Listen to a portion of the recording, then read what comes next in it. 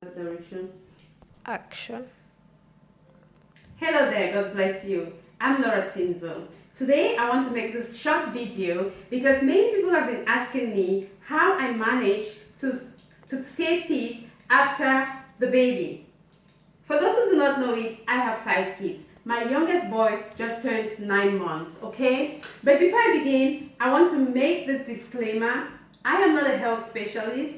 I am not an expert in fitness, okay? What I'm going to share with you today is purely from my personal experience. These are things that I have tried out throughout the years, which have worked for me. So if you listen to something and you think, oh God, this doesn't make any sense, then most probably it doesn't make any sense. But however, I would encourage you to be open to try some things which are new, which maybe may not necessarily make sense to you. Just try it out, it will not hurt. But who knows, you may just gain something new. You may just find the solution to something that you've been struggling with.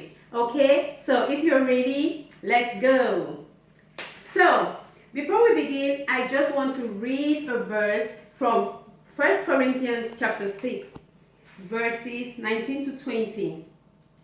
Don't you know that your body is a temple of the Holy Spirit, who lives in you and who was given to you by God?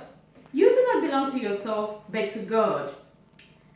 He bought you for a price, so use your body for God's glory. Again, that's from 1 Corinthians chapter 6, verses 19 to 20.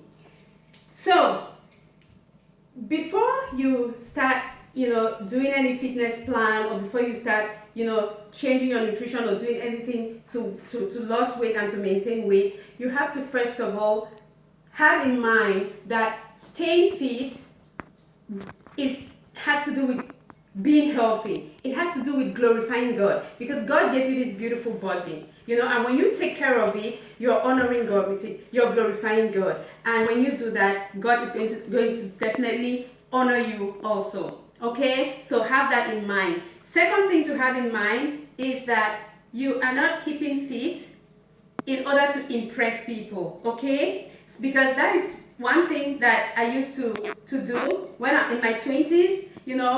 I always, I would always, I would stay for months upon months. I would not do anything for my health. I hated sports, most probably because I was, a very bulky child. Each time I say that, my mom will always say, no, you were not fat, you were just healthy. But I was fat.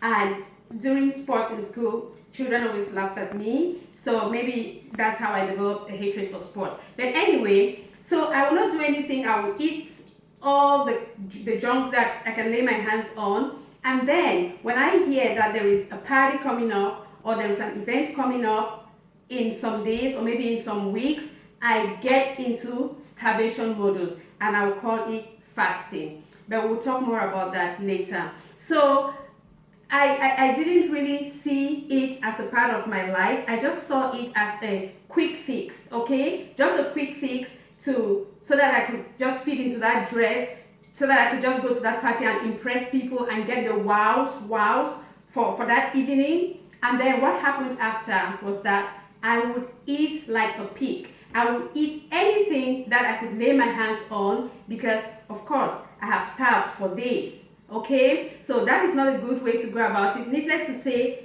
all the weight came back, and maybe with a bit of surplus on top. So that was not a good way. But when I started getting a bit more mature, I discovered that losing weight, keeping fit, has to be a way of life, has to be a way of glorifying God. So I kept fit. I did what I needed to do in order to become healthy, not because I have somewhere to go, not because I have a party to attend, but just because it was a part of me. Okay, so let us go to the tips.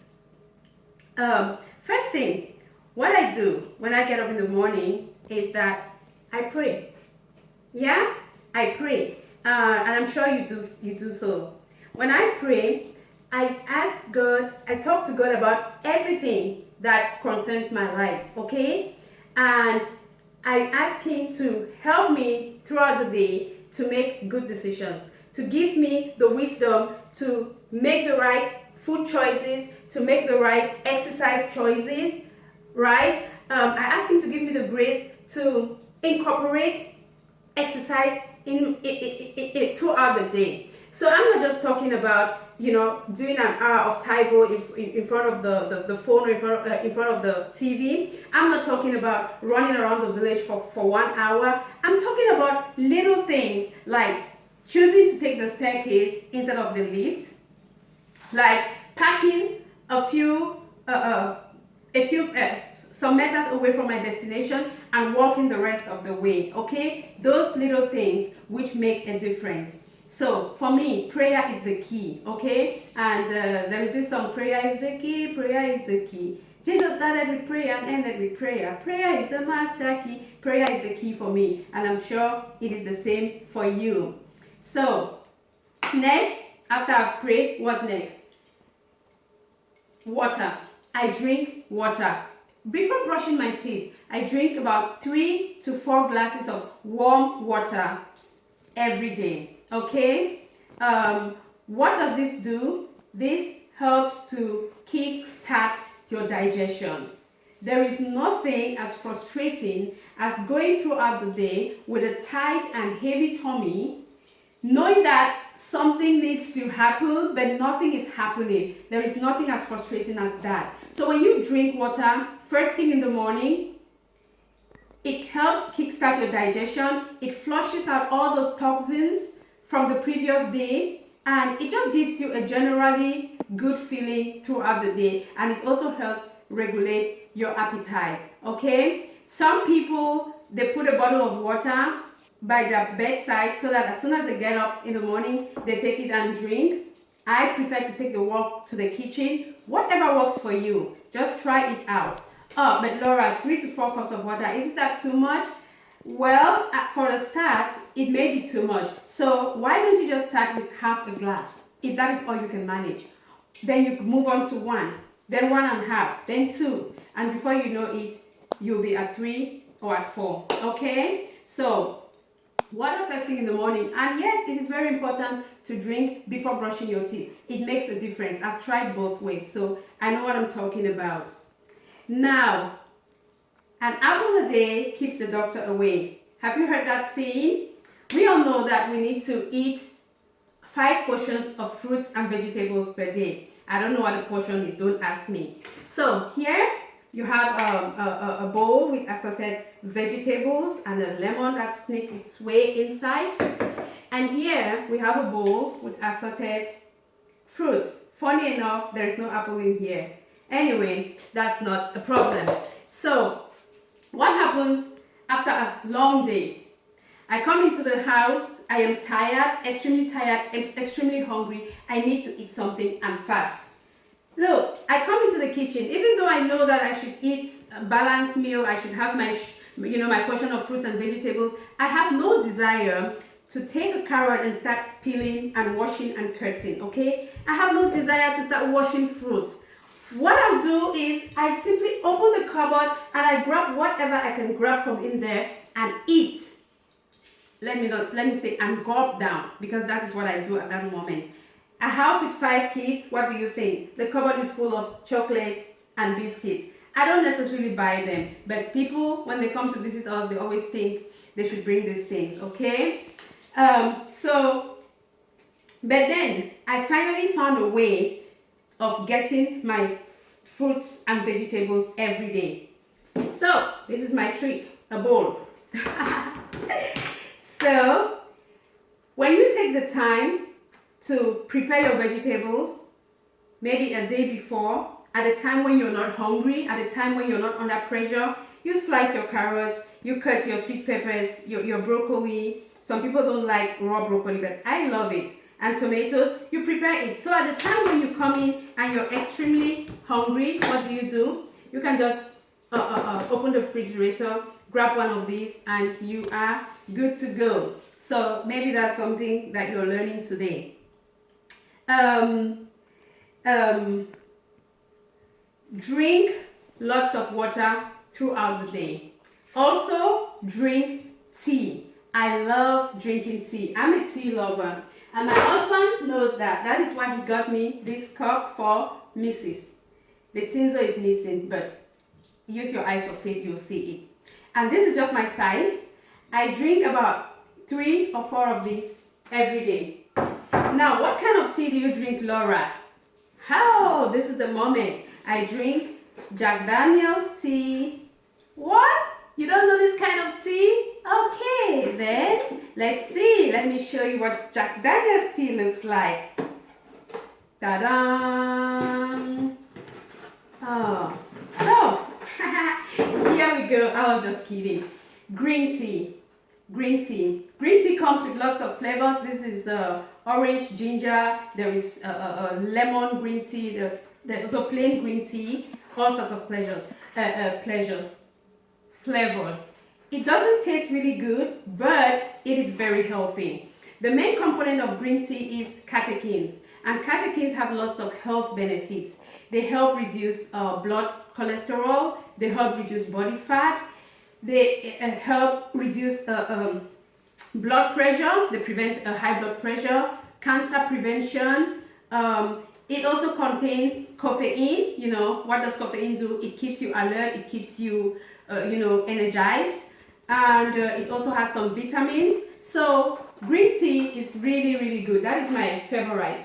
I also drink fruit tea. I also drink black tea, herbal teas. You know, any tea that you can offer me, I'm going to drink it. But most importantly, I don't drink tea with sugar, because again, if I have to drink 5 cups of tea a day or 4, and I have to drink sugar with it, it defeats the purpose, don't you think? So I don't put honey either. What I do is, when it's available, I add lemon to my tea. Okay, if I have the fresh one, it's good and fine. If I have the one in the bottle, it's also good and fine. If I don't have any lemon, I drink it plain. It really doesn't make a lot of difference. I like it either ways. So maybe you can also think of, drinking lots of tea throughout the day. It can only benefit you. Another thing is that when I'm eating, I do not drink water or tea, when I'm eating, okay? Because sometimes when food is served, you see there's a cup of water, and sometimes when you're eating, you're actually drinking also, or as soon as you finish eating, you drink. I don't do that. I try to drink like 15 to 30 minutes before eating time or after my eating time. Don't ask me for scientific proof. I don't know. I told you before, I'm not a fitness expert. I'm just telling you things that have helped me, okay?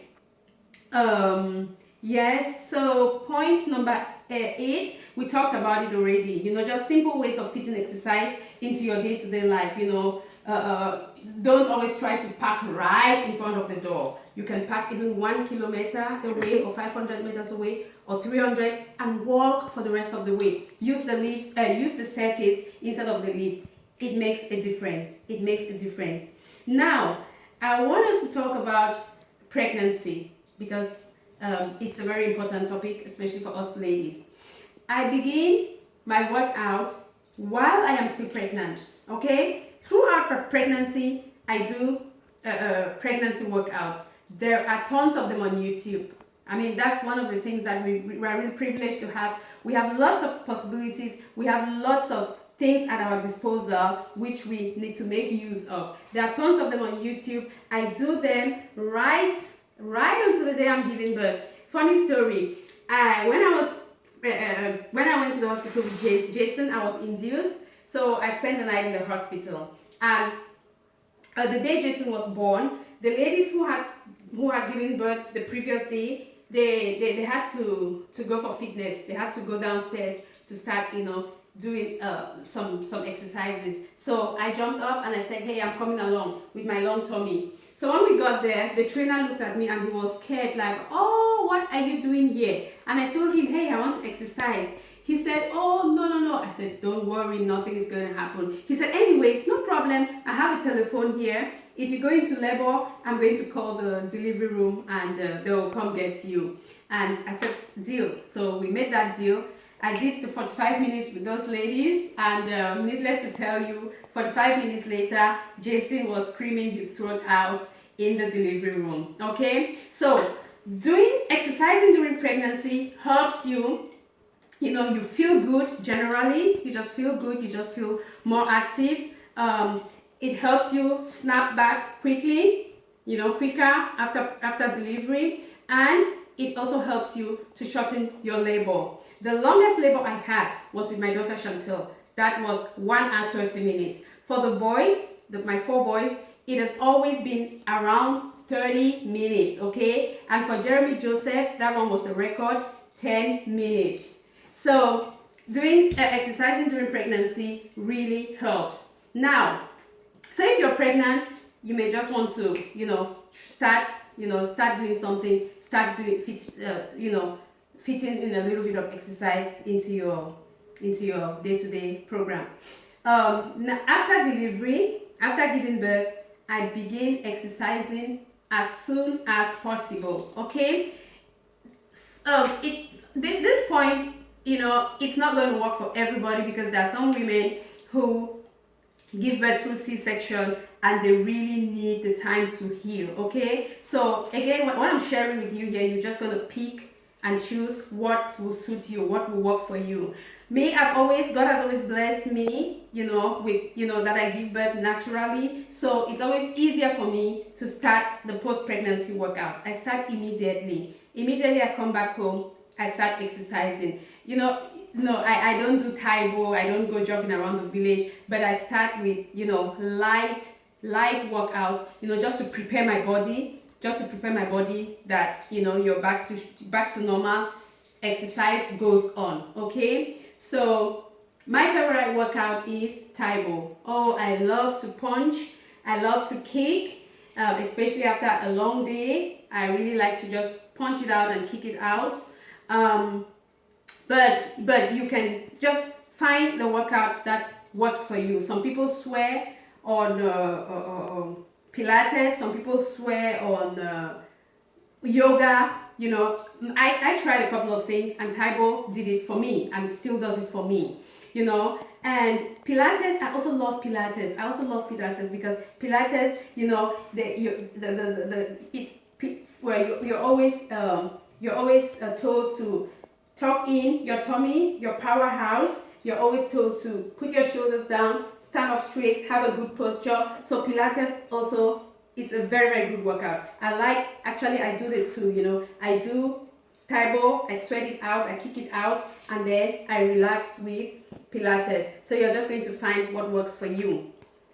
Again, you may be looking at this video and you're saying, oh my God, Laura, you don't even know what you're saying. This baby cries all the time. He or she wants me to carry him all the time. Where am I going to get time to do exercise? What do you think? You think my babies don't cry? They do cry. And I always used to get so frustrated, I'm just starting, I'm just warming up, and before I know it, mommy. What do? I just got frustrated, like, this baby, he's just all over the place. I can't do anything for myself. And then I would grumble, I'll throw everything away, and I'll just be angry and everything.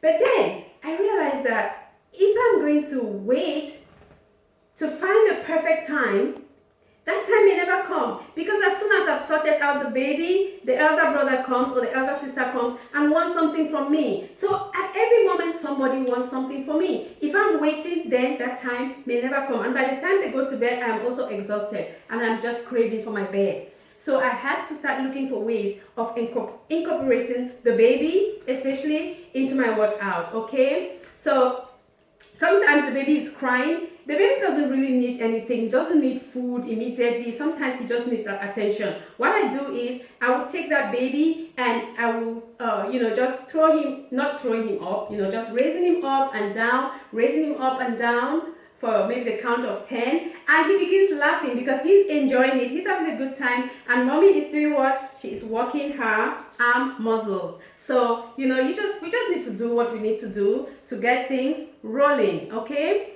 That was point number 11. Point number 12, I talked about it already. Always tuck in your tummy. I always do that, whether I'm cooking, whether I'm driving, whenever I think about it, I tuck in my tummy. It helps tighten the tummy muscles.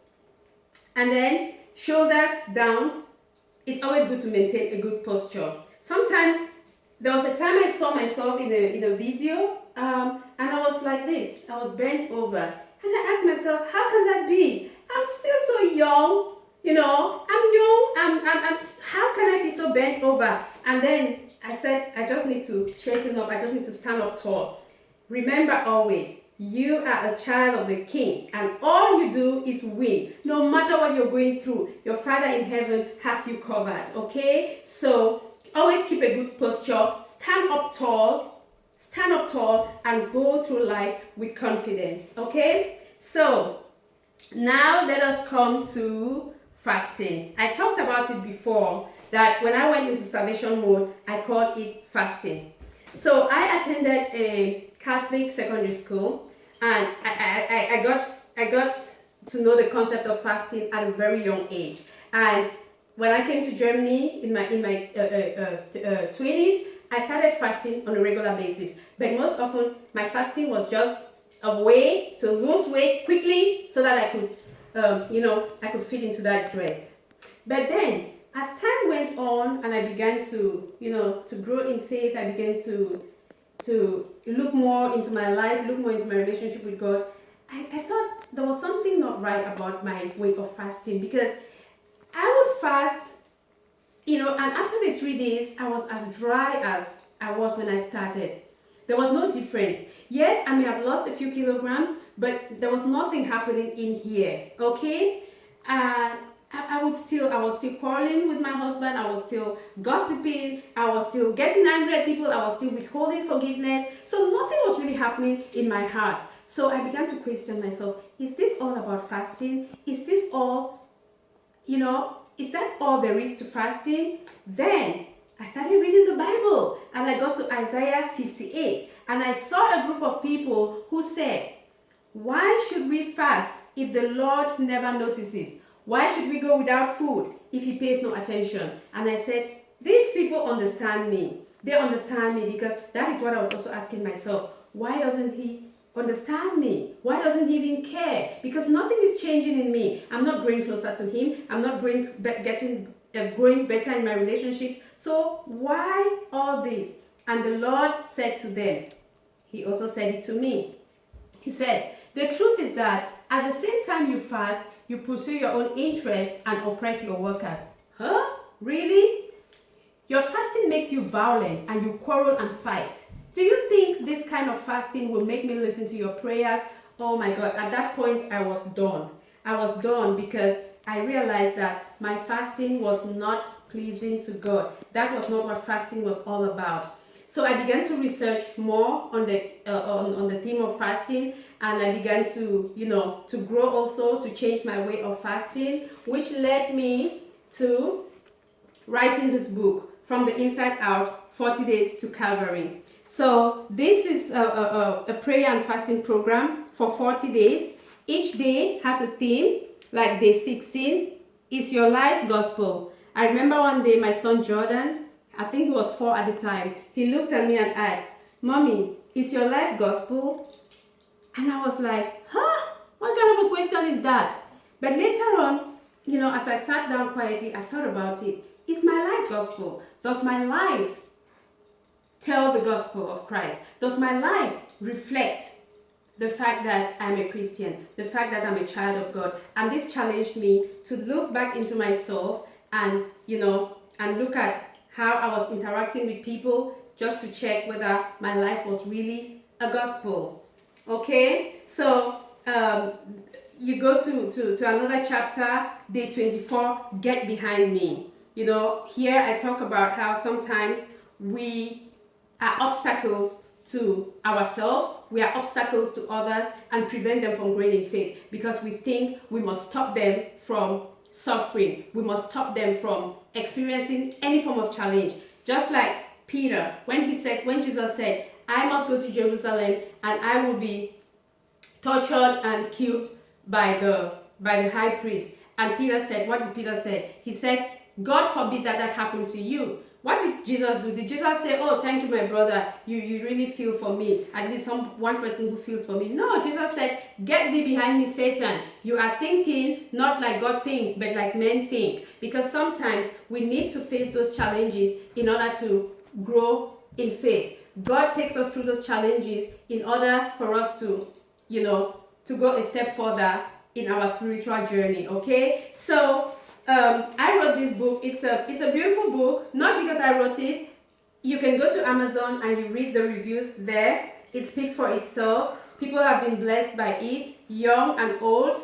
So why did I talk about fasting? Actually, today I still fast twice every week. Okay, so, and when I fast, I try to step back. I try to pray more, meditate more. I try to just go the extra mile, okay? Because I think if your fasting doesn't make another person's life better, if your fasting doesn't make even your own life better, then it's no good. So I fast 2 times a week, and I take that opportunity on my fasting days to have a fruit and vegetable day. So on the days of my fasting, mostly Wednesdays and Fridays, I don't eat any cooked food. I don't eat anything else. I eat only vegetables. I eat fruits. I drink lots of water, and I eat some bread because I'm still nursing my boy.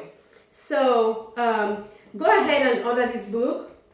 You can go to Amazon. You write my name, my author name, Laura Ngaba or Laura Tinzoh, and the book will pop up. You may order your copy, or if you want a signed copy, you contact me. Send me an email. Contact me on Facebook, and I will send you a signed copy. Okay, so thank you so much for listening. Thank you so much for watching this video. If you have enjoyed it, I'm happy. I pray and I hope that you will pick up 1 or 2 things which will help you not only on keeping fit, not only on keeping your body fit, but also on keeping your soul fit, because the body and the soul, they go hand in hand. Okay, if you've not yet done so, please subscribe to Tinzoh Spiritual Empowerment so that you always get my videos as soon as they are made or as soon as they are ready.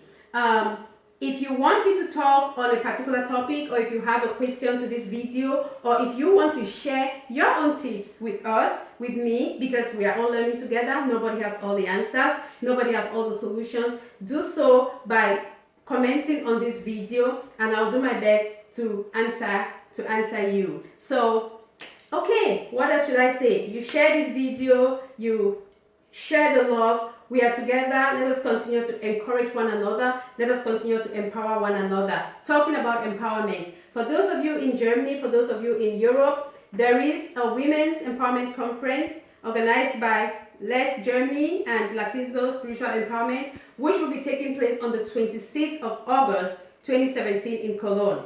You don't want to miss it. We want to empower each other. We want to talk about, about women. We want to just share with each other and grow together. Okay, so save the date, 26th of August 2017 in Cologne, Germany. Start making arrangements, look for babysitter, whatever you want to do. Come and be with us on that day. You will not regret it. You can also contact me for more information, but definitely I'll be making another video to introduce that conference. So that is it from me. Hope you enjoyed it again. God bless you.